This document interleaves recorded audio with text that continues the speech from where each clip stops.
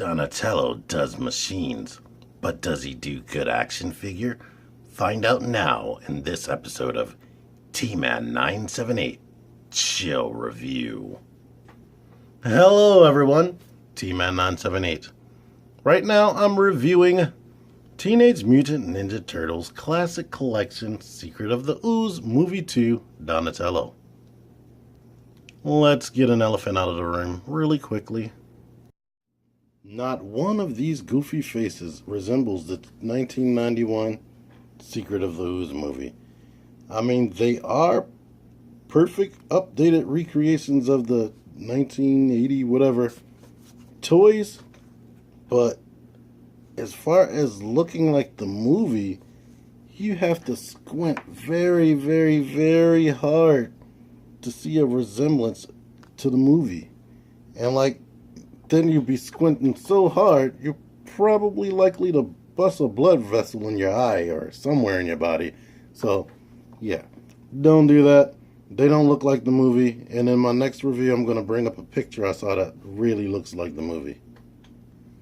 Out of the four choices in faces, I tend to lean between this one and this one as being my favorite. But so you don't feel cheated, here's this.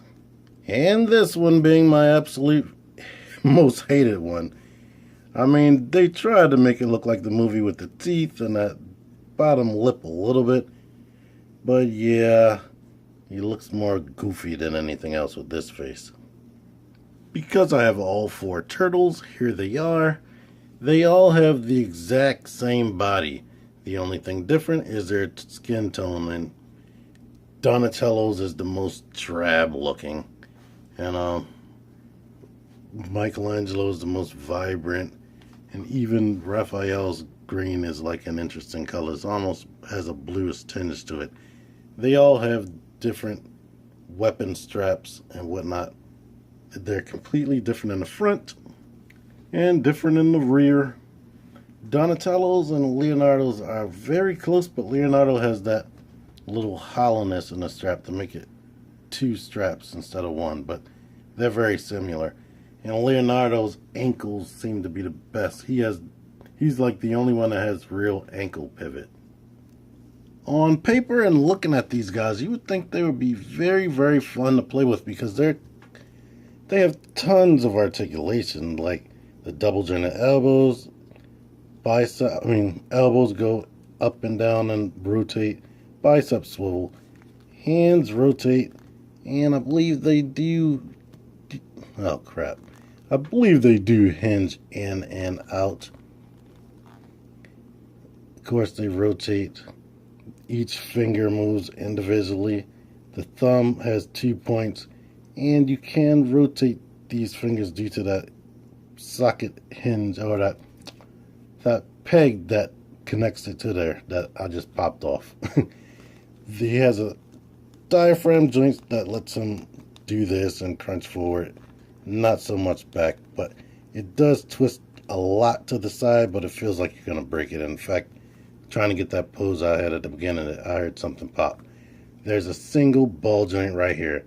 This is the killer, because these ball joints are loose as crap. Maybe I could fix the ball joint, but I don't know. This part of the shell is hard, and since it's on a ball joint anyway, he only kicks out that far. On a martial arts toy, that should be against the law. He has thigh rotation, but thigh rotation is only effective when you have 2 points at the hip. And I don't know, what do they call that? T joint or Y joint? I'm not sure. But it can go out that far. But what I mean is, the whole leg swivels, so it doesn't make sense to have that thigh swivel. The knee is double jointed, it doesn't bend all the way back. The foot is on a hinge that can kick forward that much, kick all the way back, and it's on a ball joint that gives it the most tiniest bits of ankle pivot. The toes hinge up and down, and that's about that. Now let's get into the thing that really kills this toy and makes it not fun at all for all four of them. These hands. They're grooved so that they can hold their weapons like that, and then this thumb can come down. And the thumb, because of the way it's shaped, and let me try to zoom in on that.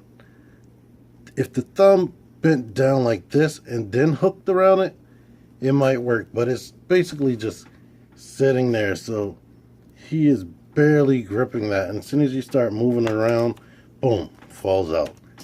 That's his bow staff. It's basically brown plastic with some paint right here and on a bandage, or that soft cloth part.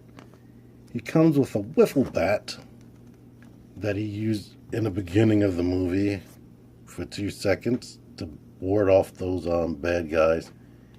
It looks like that. He can't hold that.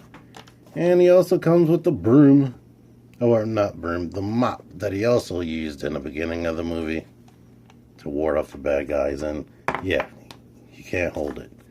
If you want, you could store that there, if that makes any sense to you. And no, that can't store in there. And let's see, no, that doesn't pop off. So I don't know, maybe you could put this under a strap or something, but I'm not gonna break it. But yeah, in the end, I bought these things, him and Michelangelo. I finally found them about 2 or 3 weeks ago, and I've just felt regret. Like, ugh, were these even worth it? I mean, you gotta have all 4 turtles if you want to have turtles. And maybe they'll make Super Shredder or something down the line. So I wish that I owned them so I can team them up with that. But the joints are loose in the hips and the knees, and he don't hold the weapons very well.